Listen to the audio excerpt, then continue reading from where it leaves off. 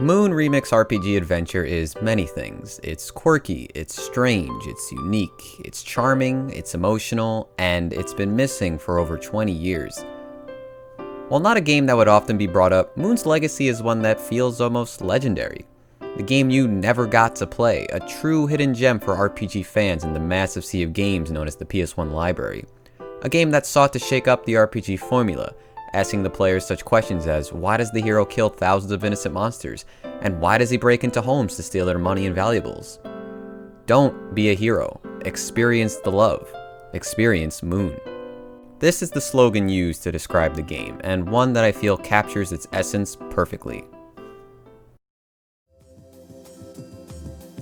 In 1995, Kenichi Nishi, a former Square employee who worked on popular titles such as Chrono Trigger and Super Mario RPG, founded the company Love to Lick. Love to Lick staff comprised of many Square employees, Yoshiro Kimura, Taro Kudo, Akira Ueda, and Kurashima Kazuyuki, to name a few. With a solid lineup of talent, the team set out to create games that were unlike any other, and on October 16, 1997, their first release, Moon Remix RPG Adventure, would hit Japanese shelves. Moon was met with critical praise and managed to sell well enough to reach Sony of Japan's The Best lineup of games, their equivalent to greatest hits here in North America, though exact numbers are unknown. Despite being advertised in the US through GamePro magazine though, the game would never reach American shores, sealing its fate as an obscure Japanese PS1 cult classic. The following few years, the team would ambitiously continue working on their next two titles, UFO, A Day in the Life, and LOL, Lack of Love, for the PlayStation 1 and Dreamcast respectively. Similarly to Moon, these titles never left Japan and sadly seemed to do worse critically and financially for the company. In the year 2000, Love to Lick was disbanded, but the members would find new work, and the legacy and development philosophies from the company would live on. Kenichi Nishi would go on to co-found Skip, the company responsible for the Chibi Robo series, Giftpia, and Captain Rainbow. Taro Kudo, who was the main designer behind UFO, would work at Vanpool, creating such titles like Indonesia, Tingle's Rosy Ruby Land, and Tingle's Balloon Trip of Love. Yoshiro Kimura went on to form Punchline, the studio responsible for Tulip, while also lending his talents to Marvelous to work heavily on Little King's Story. While these aren't the only games these three worked on, the ones highlighted here demonstrate a clear connection to Moon, and the influential power it had on the team. This takes us to the present day, where Yoshiro Kimura is now the founder of Onion Games, a small indie company staffed by a few of the original Love to Lick employees. On September 5th, 2019, a Nintendo Direct featuring Moon premiered for Japanese audiences, releasing just a month later on October 10th. This trailer was noticeably absent in the West, though Onion Games promised that Moon would be coming to America shortly following the release of the Japanese version. Fans would have to wait a bit longer than expected, but despite delays, the day finally arrived. August 27th, 2020, the first official Western release and English translation for Moon Remix RPG Adventure.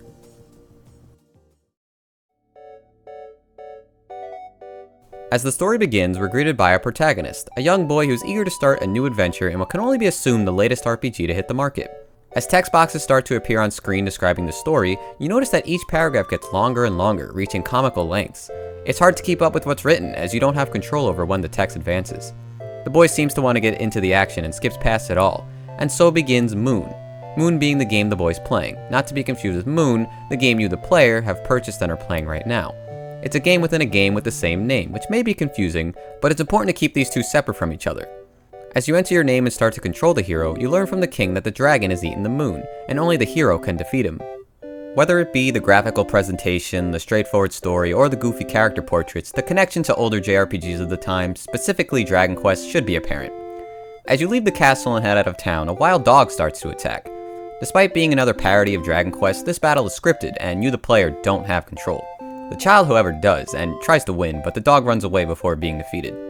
As you explore the town, you happen to find not only the legendary armor and the legendary helmet, but the legendary shoes as well, all conveniently tucked away in this one dresser. As you leave, you happen to bump into something, but it's unclear what, so you brush it off and move on. Once you leave town, you'll notice that time has passed about an hour. You'll shortly encounter a slime. Again, the boy will take over your actions. It's a pitiful trait of low damaging attacks until the boy grows tired and unleashes Thunder Execute. Overkill, but a victory nonetheless.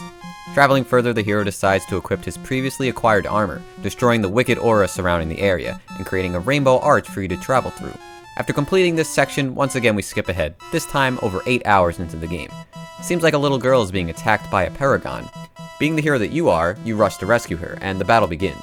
It's a tough fight. The Paragon seems to be able to create illusions and shift into a fire state, but nothing stops the hero, and you defeat the monster. We now jump forward to the end of the game. While it may have been 20 hours for the boy, thankfully it's been about 10 minutes for the player. This may come off as an overstated joke, but trust me when I say this is all very important to the narrative. The hero boards an airship and heads to his final battle at Dragon Castle. Arriving at his destination, the hero is met by the Penultimizer, but they stand no chance. The hero's too strong. The hero casts Meteor, a devastating attack that finishes the fight cleanly. This victory levels up the hero to maximum strength. Does the dragon even stand a chance at this point? Of course not. The boy unleashes everything he's got, every strike dealing 9,999 damage, never giving the dragon a chance to attack back. Suddenly though, you hear a noise. It's your mom, and she's not happy. It's way past your bedtime. Begrudgingly, you turn off the console and walk to bed, but for some reason, the TV turns back on. As you attempt to turn it off, you suddenly get sucked in and begin falling from the sky for quite some time. Down below, you'll notice some strange-looking villagers conversing, only to be interrupted by none other than the hero. Soon enough, you arrive as well, but unfortunately, you're invisible, so no one's able to see or talk to you. While things may be very different in appearance, this is in fact the world of Moon, and you are now in the town of Love de Garde. The hero is given the same mission as previously, and all the same NPCs are present, though they don't seem to hold the hero in such high regards as before. As you enter the town, a familiar scenario unfolds, though perhaps flipped a bit. Napping in the middle of town, a cute dog finds himself awoken by the hero, desperately chasing him down in an attempt to kill him. Luckily, it seems like he gets away, so with peace of mind you continue to explore, eventually stumbling into a home separate from the rest. As you enter, Tao the dog from earlier notices your presence, and his lovely Granby wonders what's happening. As you approach her, she feels your invisible body and asks if you are who you say you are, that being the name you chose at the beginning of the game, and you say yes. Overfilled with joy that you've returned to her, Granby hugs you. Apparently everyone in town thought you were dead, which is strange, but she kept believing you'd come back. Despite her excitement, her old age gets the best of her and she falls asleep in her chair, and you decide to do the same. As you fall asleep, you start dreaming and are met by a floating head who speaks of the power of love. Love is everything in the world of Moon, but as you are now, you don't have much love. So in order to traverse the world of Moon, you must gain more. After learning about love, you wake up to Granby and Tao greeting you. She's prepared your favorite clothes, it's quite the look. With this, you'll finally be noticed by all the villagers, so it's off to explore once again on your quest of love. As you try to enter the bar, you collide with the hero. Luckily, it seems like he doesn't care, so he brushes it off and moves on. As you decide to finally start leaving town and explore a new area, another scene unfolds. It's the hero in battle with the slime.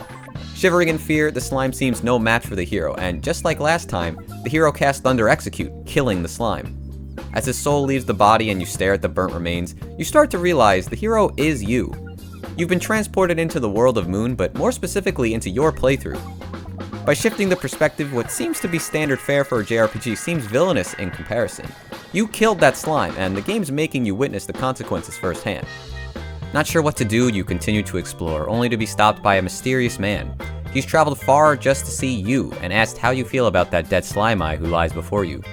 It's a sad sight, and not the only one that will happen thanks to the hero, but there is a way you can amend this. The slime eye's soul can be reunited with his body, and by doing so, love can be born. Only you can do this. Approaching the soul, you cast the slime, and he reunites with his body, only to be rescued by an octopus in a UFO. Rewarded with love points and even some cash, you now understand your goal.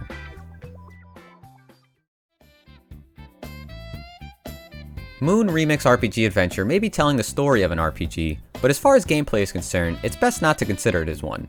In the top left corner of the screen is a clock.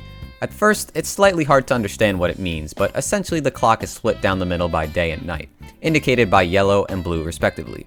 The red line signifies what time of the day it is, and the arrow is essentially how much time you have left before you'll pass out. If the red line meets the arrow, it's game over, and the only way to save is to sleep in bed, at which time the game will autosave. At first, this will limit you hard on how many activities you can do in a day. Just wandering around town on day 1 may end up getting you a game over if you aren't careful. But that's where love comes in. Each level of love earned will increase the amount of time you're allowed to stay up.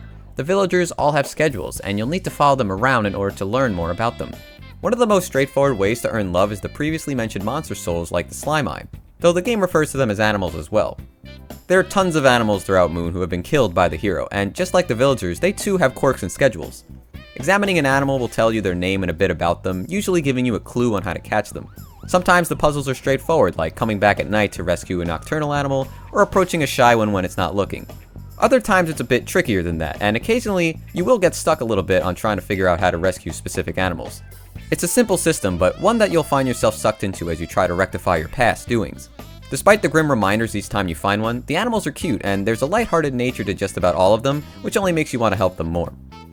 On top of a day and night system, there's also 7 days of the week, which can once again be found on the clock, this time signified by the symbol in the middle. It's not uncommon for villagers to have a day or two where they break their traditional schedule and do something different. All the NPCs are genuinely interesting to learn about, and as you acquire more love, you'll be able to help them out as well, earning even more love. The bar, for instance, is always accessible, but Wanda here sleeps during the day, so until you can stay up during the night, you'll miss out on everything involving her and the various regulars who frequent the bar. The first time you enter her bar at night, you may find yourself exploring in search of clues, only to find that the hero raided the place already and took the poor woman's lingerie. Thanks to the writing, you'll likely get lost talking with everyone and showing them items out of genuine curiosity on what they might have to say. Every villager is distinctly unique from the last, and written in such a way that makes them not only relatable, but lovable as well, even during their strangest hours. During the beginning of the game, you'll likely become very familiar with Yoshida, a bird with tons of knowledge. He's got his own set of quests. He'll take you on a luxury vacation should you be able to survive the trip, and he even has aspirations of returning to college, but he's also there to teach you about the game's many items in case you forget, or just don't know what they do. He's just a great dude. Couldn't ask for a better bro. Eventually, you'll end up at a western house. This whole section just feels so weird and out of place, which is crazy considering how the world of Moon presents itself. These three are just so separated from the rest of the game. The father loves to draw comics, but his writer's block is leaving him feeling useless. The daughter is one of the few times where you'll see a direct connection between an NPC and an animal as her pet. And right next door is an old Japanese man who hates living next to them, yet ends up having some of their language and mannerisms rub off on him. A lot of it comes off as a big joke, and even if it was, it's still funny, and I like this part a lot just for that alone. But at the same time, one of the game's best scenes take place here, which as a result just strengthens your love of these guys. Of course, story progression is locked behind your love level as well. The mysteries of Moon run deep, and some of the game's best lore are tucked away like well-kept secrets. What exactly is love? Why do the villagers believe you're dead except for Granby? And for that matter, where did that mysterious man come from who taught you how to capture souls? Is there any way to truly stop the hero? The complexities between you and the hero are much deeper than initially assumed. Every now and then you'll come across these mysterious ancient slabs that tell of the world itself, but need to be encrypted first before you can understand their meaning. The more you learn, the more invested you become, and by the end, the story left a strong impression on me, not only for the themes of the narrative itself, but for specifically how it was told. Not often do I find myself ruminating after finishing a game quite like I did with Moon, but it's not often I'm presented a game quite like this either. While the idea of a game deconstructing its genre, especially a JRPG, is a bit less novel in the year 2020, Moon not only finds a way to do so in a truly interesting way, but did it over 20 years ago. As the game with no battles, Moon's enjoyment comes from the interactions of the world. Meeting all these wonderful people, saving all these innocent animals, gathering leads on the potential next step towards the end. You'll be exploring the numerous areas multiple times each, combing over each corner as you little by little level up your character. Every little act of love you earn just gives you the perfect amount of satisfaction to keep you wanting more and to continue exploring. While some may love this form of progression, others may grow tired of its somewhat dated approach to mechanics. There will be times where the clock demands your patience, forcing you to wait around for a few minutes doing nothing. And if you find yourself stuck, aimlessly wandering around may negatively impact your experience. There are puzzles in this game that really got to me, but all the information needed can be found within the game, and the desire to see what I'd earned by overcoming the hurdles kept me going. Love is always a constant reward, but each new piece of the story uncovered, and the characters opening up to you to express their inner thoughts, are what make Moon so fulfilling.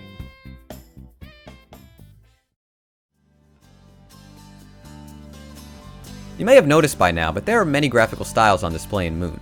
Many of the NPCs you'll meet are pixelated sprites. The cast of Moon are also visually distinct from each other, yet never feel out of place in this strange world. Even the way they speak gives each one individual personality. It's a bizarre set of gibberish using samples of various words from different languages. The backgrounds, on the other hand, are pre-rendered computer graphics, which just feel so of that era. The mix of 2D and 3D for lengthier JRPGs at the time created a style that's a bit of a lost art as we all pushed away from pre-rendered graphics. I'm sure you could tell that the animals you need to rescue and anyone associated with them are also pre-rendered, but rather than being typical 3D models are instead made of clay. Visually speaking, this is my favorite part of the game, as I've always loved claymation and it's an art style rarely represented in video games, due to the amount of effort required. I mean, come on, look at these guys. Look at this dude right here, 2 O'Clocky. He's literally just a train conductor who's obsessed with trains and goes bonkers, as the game puts it, when its train is departing. Cherby, on the other hand, just wants someone to sit on it. It's restless until you let it help you. And this little guy, Koma-chan, honestly, I don't even know what it is. It doesn't even look claymation, kinda just looks like some weird pet that could exist in our world. I wanna know more about it. The NPCs, the backgrounds, the animals, everything was created the way it was for a reason, all for the purpose of strengthening the story. The version of Moon you're playing at the beginning of the game is 16-bit, and if you want to count it, the intro when you see the boy playing his game station is in a storybook style as well. While it's totally fair to tell me I'm reaching with the last few as they're short segments in the grand scheme of the game, I do believe each one has its valued purpose within Moon. As you adventure through Moon, you may notice a lack of music at first. While some areas have dedicated tracks, most of the world is ambiance. That is until you find MDs, Moon Discs. Moon allows the player to collect up to 36 songs and arrange them to create their own playlist. It's a neat idea you still don't see in games too often these days, and what makes it even better is the quality of the music. Moon's soundtrack really finds a way to stand out above the rest, offering some of the most varied and unique songs you'll hear in a video game. Over 30 Japanese indie musicians and bands were involved, and it's very apparent the moment you start buying and listening to music from Burn, the vendor you'll be visiting whenever you have the spare cash. It's hard not to fall in love with some of these tracks, and turning them on as you explore will drastically change your enjoyment for the better. Here's a few of my favorites that I set to play constantly throughout my playthrough.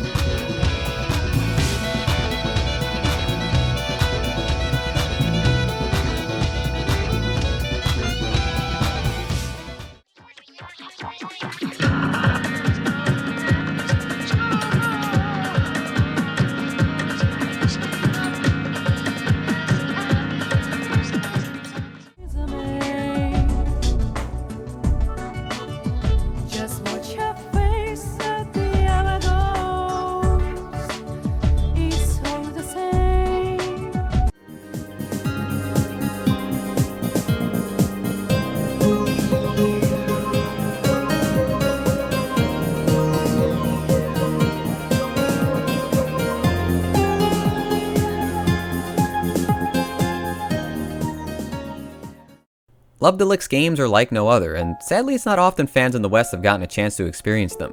When I completed Moon, the next few hours were filled with thoughts of my playthrough, wishing there was more to see, but knowing the journey needed to end. It's become a new favorite of mine and has me hoping that one day I get to experience other games from their lineup of classics I've missed out on. As the anti-RPG, it's hard for me to express every detail on why I enjoyed it so much without spoiling the experience. I can't fill the video with battles, and getting deep into the story would only take away the joy of seeing it all unfold firsthand. All I wanted to do with this video is express why you should play it and why I liked it, and hopefully I gave enough reasons to do so. I don't believe this game is for everyone, truthfully no game is, but that's okay. There are likely fans of Moon out there that don't know it yet, and it's those people that need to realize what they've been missing. That'll do it for me though. Thanks for watching. Until next time.